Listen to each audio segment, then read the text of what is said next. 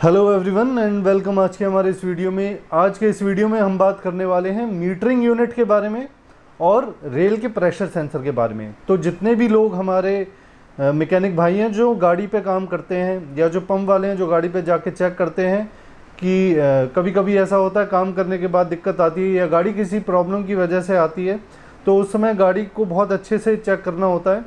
तो किस तरीके से हम मीटरिंग यूनिट और जो हमारा रेल का प्रेशर सेंसर है उसको हम किस तरीके से उनका जो रिलेशन होता है आपस में, इस वीडियो के माध्यम से समझेंगे और कैसे हम उसको डायग्नोस कर सकते हैं गाड़ी पे जाके एक स्कैनर से कि ये सही काम कर रहा है या नहीं कर रहा है, वो चीज़ भी हम इस वीडियो में देखेंगे। तो बड़े ध्यान से देखिएगा इस वीडियो को।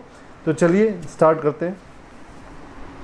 ये यहाँ पे स्क्रीन पे जैसे कि हम देख सकते हैं बहुत ही क्लियरली दिख रहा है। यहाँ पे साइड में right hand side corner top पे ECU लगा हुआ है। ECU सभी कंपोनेंट से कनेक्टेड रहता है लगभग जो हमारी BS4 गाड़ी और BS6 गाड़ी है। शायद ही कोई ऐसा कंपोनेंट होगा जिससे ECU कनेक्टेड नहीं होता, जिसकी जानकारी ECU तक नहीं जाती। यहाँ पे हमारा हाई प्रेशर पंप है। ये बेसिकली जो स्क्रीन पे आपको दिख रहा है ये डेंसो का है, लेकिन हम न्यूट्रल मान के चलते हैं। कोई भी हाई प्रेशर पंप या CRDI सिस्टम जो है इसी प्रकार से लगभग काम करता है। थोड़े बहुत माइनर चेंजेस होते हैं हर एक में। इसमें लो प्रेशर पंप भी लगा हुआ है ताकि टैंक से फ्यूल खींच करके ये अपने पास ला सके। इसमें इस सिस्टम में मोटर नहीं होगी टैंक में। ये फ़िल्टर है, यहाँ से डीजल उठ करके आता है, फ़िल्टर होके फिर पंप को मिलता है। पंप से कॉमन रेल में जाता है, कॉमन रेल से अलग अलग इंजेक्टरों में जाता है जैसे यहाँ पे दिख रहा है, और इंजेक्टर फाइनली फिर पिस्टन पे फायर करता है। पिस्टन नीचे जाता है और क्रैंक को घुमाता है और इंजन को राउंड मिलता है और फाइनली गाड़ी के पहियों को राउंड मिलता है और गाड़ी आगे बढ़ती है। बाकी ये सारी लाइंस जो आप देख रहे हैं ये लो प्रेशर डीजल जो है वो वापस रिटर्न होकर के हमारे टैंक में आ रहा है। अब यहाँ पे हमें बात करनी है मीटरिंग यूनिट जो पंप पे लगा रहता है और रेल प्रेशर सेंसर के रिलेशनशिप के बारे में। दोनों एक साथ मिलकर के काम करते हैं। ECU के साथ ECU को मद्देनज़र रखते हुए किस तरीके से इनकी फंक्शनिंग रहती है वो हमें समझनी है। एक शॉर्ट स्टोरी सी कहानी टाइप में हम इसे समझेंगे। होता क्या है कि ड्राइवर साहब आए, अंदर बैठे और गाड़ी चला रहे हैं और सडनली उन्हें एहसास होता है कि मेरी गाड़ी की स्पीड 50 है और मेरे को थोड़ा और तेज़ चलानी है गाड़ी और 60-70 पे मेरे को जाना है। उन्होंने इस पैडल को और प्रेस किया और ये पैडल लगभग यहाँ तक प्रेस हो गया। कितना % ये दबा, ये जानकारी ये पैडल सेंसर जो है आपके ECU को जो गाड़ी में लगा हुआ है उसको दे देता है। अब ECU को जब ज्ञात होता है कि भाई पैडल सेंसर मेरा पहले 50% पे था इस पोजीशन पे, अब वो दब करके 70% पे आ गया है, तो इसका मतलब ड्राइवर चाह रहा है कि गाड़ी की स्पीड बढ़ाई जाए। गाड़ी की स्पीड बढ़ाने के लिए कुछ चेंजेस करने होंगे और वो चेंज तभी होंगे जब मेरे पास जानकारी पूरी होगी। ये बात ECU के अंदर जो पैरामीटर डिज़ाइन किए हैं, जो एक थॉट प्रोसेस है उसमें डिज़ाइंड है। तो सबसे पहले वो रेल प्रेशर सेंसर से आई हुई जानकारी को कैलकुलेट करेगा कि 50 की स्पीड पे रेल प्रेशर सेंसर बता रहा है कि भाई साहब रेल के अंदर जो है 600 बार का प्रेशर मौजूद है। 600 बार का प्रेशर मौजूद है, रेल प्रेशर सेंसर ऐसा ECU को बताता है अभी इस कंडीशन पे 50 की स्पीड पे। पर जब पैडल दब जाता है तो ECU को पता है कि पैडल इतना % दबा है और ये 70 की स्पीड मांग रहे हैं, तो रेल प्रेशर मेरा 700 बार का होना चाहिए। अब उसको रेल प्रेशर को बढ़ाने के लिए 100 बार तकरीबन ECU ने पंप के मीटरिंग यूनिट से कहा कि तुम्हारा काम है रेल प्रेशर को बढ़ाना और इतना बढ़ाना है, 100 बार और बढ़ाना है, 700 बार करना है। तो 700 बार और करना है, उसके लिए 700 बार और करना है, उसके लिए क्या है, मीटरिंग यूनिट को कमांड दिया गया। मीटरिंग यूनिट ने पंप से जाने वाली क्वांटिटी जो रेल में जा रही है उसे बढ़ाया और फाइनली हमारा जब प्रेशर बढ़ आता है तो प्रेशर बढ़ते ही रेल प्रेशर सेंसर ने दोबारा से ECU को बताया कि भाई अब प्रेशर मेरा 700 बार हो चुका है।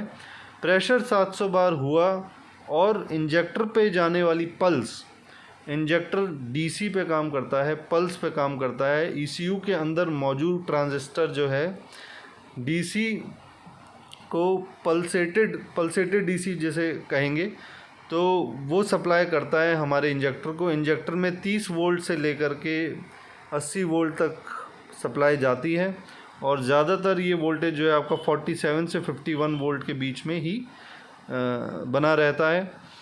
जो पल्स इंजेक्टर को जा रही है वो पल्स में बहुत वेरिएशन होता है। पल्स जो है लगभग मैं आपको बता दूं 300 माइक्रो सेकंड से लेकर के लगभग 2500 या 2000 माइक्रो सेकंड का जो एक्चुएशन टाइम होता है, जो पल्स का टाइम होता है ECU से आती है सोलेनॉइड के अंदर, उसका एक टाइम है कि इतनी देर तक ये पल्स इसमें बनी रहेगी। जितनी देर तक इसमें सोलेनॉइड में ये पल्स बनी रहेगी उतनी देर तक ये फायर जो है करेगा, यानी उतना ज़्यादा डीजल जो है इंजन में जाएगा। और जाहिर सी बात है, देखिए अगर गाड़ी की स्पीड बढ़ानी है तो ज़्यादा डीजल अंदर पिस्टन के ऊपर जलना चाहिए, तभी गाड़ी की स्पीड जो है बढ़ेगी। तो जब प्रेशर बढ़ता है उसके अकॉर्डिंगली ही इसकी पे आने वाली जो पल्स है वो भी वेरिएट होगी। लेकिन पल्स के वेरिएशन एक और फैक्टर पे डिपेंड करता है कि पैडल सेंसर जो है वो भी वेरिएट होना चाहिए। ऐसा नहीं है, ये भी देखिए, अगर आप ये मिसकंसेप्शन बिल्कुल मत रखना कि प्रेशर बढ़ने से जो है स्पीड बढ़ जाती है। कई लोगों को अभी तक भी शायद ऐसा ही लगेगा कि जैसे ही प्रेशर बढ़ता है कॉमन रेल का वैसे ही स्पीड बढ़ जाती है। ऐसा बिल्कुल नहीं है। अगर ये पंप अपनी पूरी ताकत पे इसको दे रहा है और पैडल सेंसर दबा हुआ नहीं है तो गाड़ी की स्पीड नहीं बढ़ेगी, क्योंकि इस पे आने वाली जो पल्स है वो उसमें जो इंक्रीमेंट है या जो डिक्रीमेंट होगा, जैसे ही पैडल दबाते हैं छोटे गाड़ी स्पीड बढ़ानी है कम करनी है तो इंक्रीमेंट भी होता है, डिक्रीमेंट भी होता है, बढ़ती भी है घटती भी है, वो पैडल सेंसर पे डिपेंड करती है। या फिर अगर ECU ख़राब हो जाए तो फिर उसके बारे में नहीं कह सकते, अगर ECU में कोई दिक्कत आ जाए। लेकिन अभी पल्स से रिलेटेड ज़्यादा बात नहीं हम यहाँ पे कर रहे हैं। ये तो एक यहाँ पे एसेंशियल पॉइंट था कि पल्स ज़्यादा समय तक जाती है, एक्चुएशन टाइम जितना ज़्यादा रहता है उतना ज़्यादा डीजल जाएगा और उतनी गाड़ी की स्पीड बढ़ेगी। तो ये रिलेशन है आपका प्रेशर सेंसर और मीटरिंग यूनिट की। प्रेशर सेंसर ECU को बताता है प्रेशर इतना है, बदले में ECU जो प्रेशर डिमांडेड है ड्राइवर के द्वारा, अब ड्राइवर प्रेशर तो नहीं मांगता, ड्राइवर तो स्पीड मांगता है, लेकिन पैडल सेंसर के दबने से और उसको रिलीज़ करने से ऑलरेडी जो फॉर्मुलेटेड, क्योंकि ECU के अंदर तो सारा एक डिस्क्राइब्ड होता है एक चेन कि इतना दबा अगर पैडल सेंसर, तो हमें इन चीज़ों में चेंजेस करना है ताकि स्पीड बढ़े, या अगर पैडल छूट गया तो इन्हीं चीज़ों में हमको वापस से चेंजेस करना है ताकि स्पीड घटे। तो ये तो फॉर्मुलेटेड रहता है आपके ECU में। ड्राइवर को प्रेशर से कोई मतलब नहीं होता, ड्राइवर को तो स्पीड से मतलब होता है, एवरेज से मतलब होता है। पर इस दौरान अंदरूनी बातें जो हैं वो ये सारी जो हैं चल रही होती हैं। तो अब यहाँ पे बात करते हैं, अगर कोई एक चीज़ ख़राब हो जाती है, इन दोनों में से एक भी चीज़ ख़राब हो गई, मान लेते हैं मीटरिंग यूनिट ख़राब हो गया, तो रेल प्रेशर सेंसर से ECU हाथ पीछे खींच लेगा, और अगर प्रेशर सेंसर ख़राब हो गया तो मीटरिंग यूनिट से हाथ पीछे खींच लेगा। हाथ पीछे खींचने का मतलब क्या है कि वो इन दोनों को सेंसर से जैसे सिग्नल लेना छोड़ देगा, और अगर आपका सेंसर ख़राब हो गया तो जो इसको ये कमांड दे रहा था तो कमांड देना छोड़ देगा। तो अब यहाँ पे प्रॉब्लम क्या आएगी कि मान लेते हैं आपका मीटरिंग यूनिट ख़राब है। अब मीटरिंग यूनिट होते कितने टाइप के हैं, अब कोई भी चीज़ ख़राब होगी इस तरह की बत्ती आपको जो है चेक इंजन लाइट जो है दिख जाएगी। ये यहाँ पे पंप पे ये आपका मीटरिंग यूनिट लगा हुआ है। मीटरिंग यूनिट दो टाइप के होते हैं, यहाँ पे एक तो ओपन टाइप होता है और एक क्लोज टाइप होता है। बिना करंट दिए यहाँ से डिलीवरी पूरी की पूरी जा रही है आपके हाई प्रेशर पंप की तरफ, यानी इसको करंट नहीं भी अगर दिया जाए तो भी पंप को पूरा तेल मिल रहा है, तो वो होती है हमारी ओपन टाइप। और इसको करंट देने पे अगर डीजल की सप्लाई मिल रही है हाई प्रेशर पंप को, तो फिर वो होता है क्लोज टाइप। ठीक, तो अगर ओपन टाइप वाले में वायर यहाँ से हट भी जाए तो भी ये डीजल देगा, तो यहाँ पे अगर हम इस चीज़ पे गौर करें, हमारा मीटरिंग यूनिट ओपन टाइप है और वो रेल प्रेशर सेंसर यहाँ ख़राब हो जाता है, तो हमारा ECU इससे हाथ पीछे खींच लेगा, इसको कमांड देना बंद कर देगा।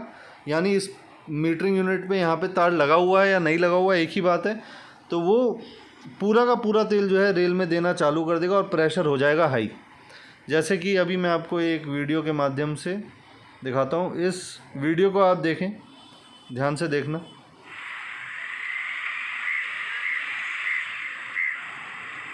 अब देखिए यहाँ पे ये है आपका रेल प्रेशर जो एक्चुअल में इस समय रेल में है, और ये है सेंसर रेल प्रेशर डिमांडेड। ये आपको 280 बार का रेल प्रेशर चाहिए, लेकिन असल में गाड़ी में कितना बन रहा है? 990 बार, 1000 बार। एक बार ध्यान से जो है आप देखिए।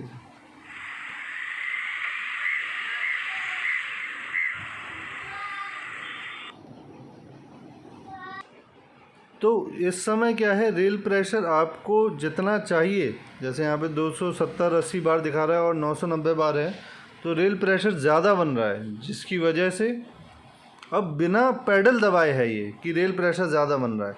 तो बिना पैडल दबाए है, इस वजह से इस पल्स का जो एक्चुएशन टाइम है, जो पल्स आ रही है उसका जो एक टाइम है कि इतनी देर तक ये पल्स यहाँ पे इंजेक्टर में रहेगी, वो बढ़ेगा घटेगा नहीं, क्योंकि पैडल अभी प्रेस नहीं हो रहा है पर प्रेशर ज़्यादा है। तो गाड़ी रेस नहीं है, गाड़ी खड़ी हुई है। ऑब्वियसली खड़े में भी जो इसे पल्स मिल रही है कि 330 या आप मान लीजिए लगभग 800 माइक्रोसेकंड की अगर पल्स मिल रही है, ठीक, और प्रेशर ज़्यादा है, तो प्रेशर ज़्यादा होने की वजह से थोड़ा बहुत डीजल ज़्यादा जाएगा, ज़रूर थोड़ा बहुत ज़्यादा जाएगा, लेकिन इतना नहीं जाएगा कि गाड़ी रेस हो जाए। तो उसकी वजह से इंजन में नॉकिंग बन जाएगी।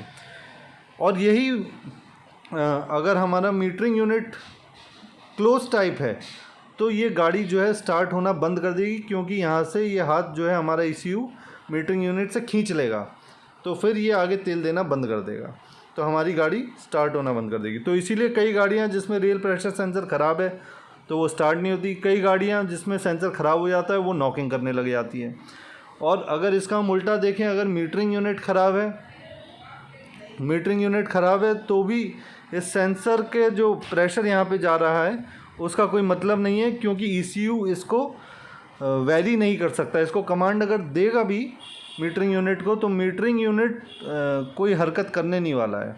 तो अगर क्लोज टाइप है तो गाड़ी स्टार्ट नहीं करेगा, ओपन टाइप है तो गाड़ी में नॉकिंग आ जाएगी। और इसके अलावा कुछ फैक्टर ऐसे हैं कि किस तरीके से वो ख़राब हुआ है, पिस्टन पीछे की तरफ जाम में चोक हुआ है या पिस्टन आगे की तरफ जाम में ख़राब हुआ है, ये फैक्टर भी यहाँ पे अहमियत रखते हैं। तो आई होप आज के इस वीडियो से आपको बिल्कुल समझ में आया होगा और आपके डायग्नोसिस में आपको हेल्प मिलेगी कि किस तरीके से आपको मीटरिंग यूनिट और पंप के रेल प्रेशर सेंसर को रीड करना है, गाड़ी पे फॉल्ट को डायग्नोस करना है। मिलते हैं अगले वीडियो में एक अच्छे टॉपिक के साथ, तब तक के लिए थैंक यू।